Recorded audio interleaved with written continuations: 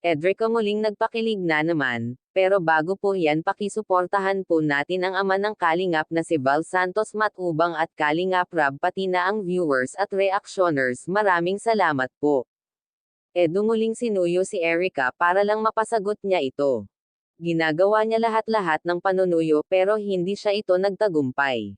Sinabihan siya ni Erica na mag-antay after 5 years daw. Tandang padamdam. O tagal pa Edo. Pero sabi ito ni Edo handa siya mag-antay kung kailan niya ito gusto basta sabi ni Edo sa kanya mag-iingat siya palagi. Sir Jun ay nagpakilala na at nakausap na ng Edrica at Team Kalingap.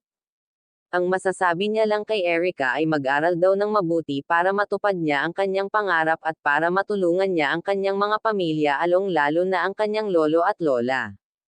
Masayain daw ito si Sir Jun A kapag natupad lahat ito. Tinanong din ni Kuya Rab si Sir Jun A kung bakit si Erica ang napili niyang bigyan ng ganun kalaki. Yan po kasi ang tanong ng maraming viewers, at ang sagot ni Sir Jun A ay dahil sa pinagdaanan at kwento ng buhay ni Erica kaya siya ang napili nitong tulungan at hindi lang daw yon ang matatanggap niya sa marami pa daw ang darating pa. Nagpapasalamat din si Sir Jun A.sa kapwa niya nag-sponsor kay Erica.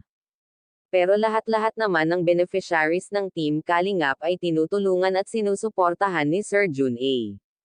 Erica may pakiusap sa mga gustong man-aire sa kanya na tigilan na ang mga ginagawang paninira sa kanya kasi wala naman daw po siyang ginagawang masama sa mga ito, kaya hanggang dito na lang po at maraming salamat po. Kung bago lang po kayo sa channel ko pa-like and subscribe my channel.